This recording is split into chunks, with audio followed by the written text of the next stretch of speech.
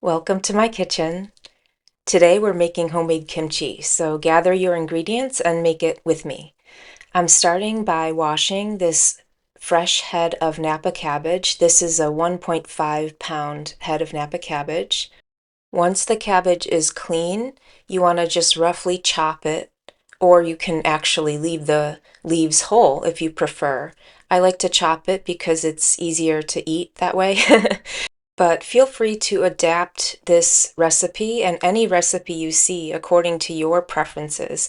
One of the beautiful things about being your own home chef is that you can create whatever you want in the kitchen according to your tastes, your preferences, your goals, everything.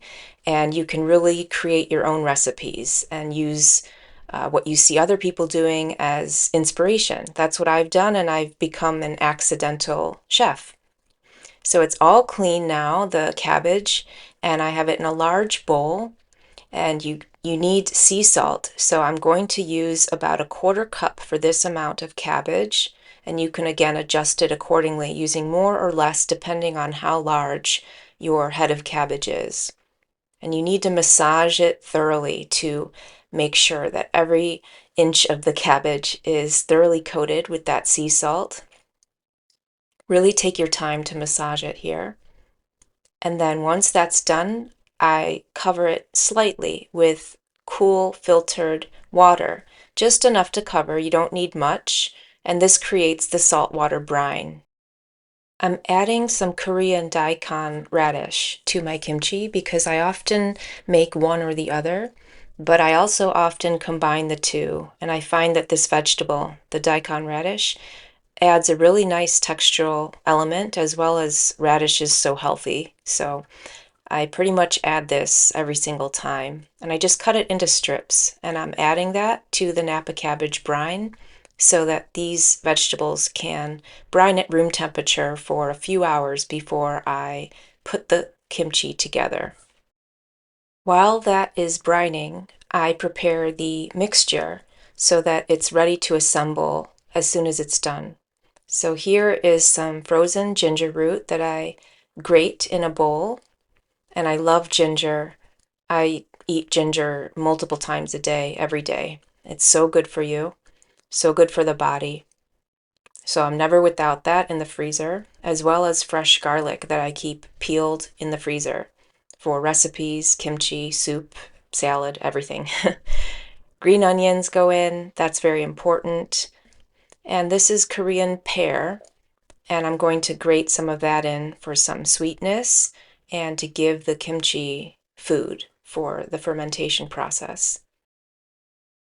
The past couple of batches I've made, I've been adding about a third of a fresh kiwi fruit to my kimchi, and I highly recommend this. The result is fantastic, and also the enzymes, the acid in the kiwi, really, again, help to feed that fermentation process. So the brined cabbage and radish is all done about 3 hours later. And now I'm going to rinse the salt off using a colander. And this is very important. You have to rinse that brine off thoroughly. The salt will have infused, of course, into the vegetables. So you want to rinse it thoroughly. And as you can see, I'm putting my body weight down, really wringing out the vegetables. And you want to do this to get the moisture out. And I'm simply adding all of this to a large bowl, mixing bowl, so that I can make the final assembly.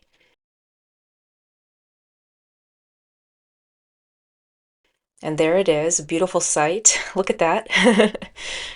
And taste it. Make sure that it is salty enough. It is. And if it's not, add a little bit more salt. But mine was perfect here.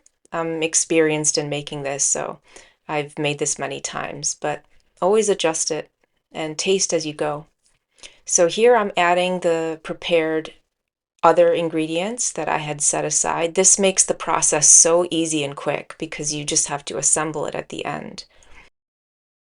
Korean red pepper flake, very important. Again, adjust it according to how spicy you like it. You can also leave this out completely and make white kimchi.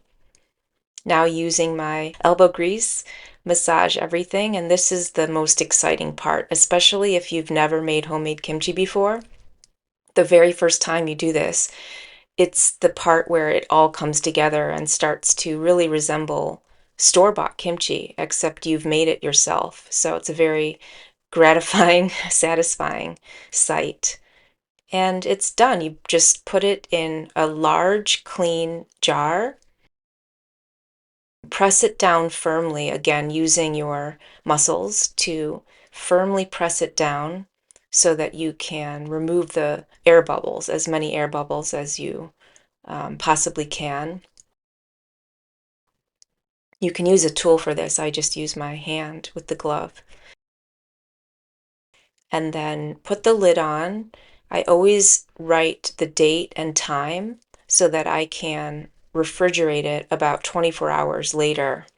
And then, of course, it will continue to ferment in the refrigerator much more slowly, but it does continue to ferment, and then I can enjoy it in a week or 2 weeks. I would love to hear from you down below. If you make kimchi at home or ferment vegetables in your kitchen, please share your tips and tricks and methods down below so we can all learn. Research has shown that a diet rich in fermented foods such as yogurt, kefir, fermented cottage cheese, kimchi, and sauerkraut, and any fermented vegetables enhances the diversity of intestinal microbes, and it decreases inflammation while significantly improving immunity and overall health. So if you're not including at least one serving of fermented foods in your diet every single day, start now. And I think homemade kimchi, it couldn't be easier, as you can see.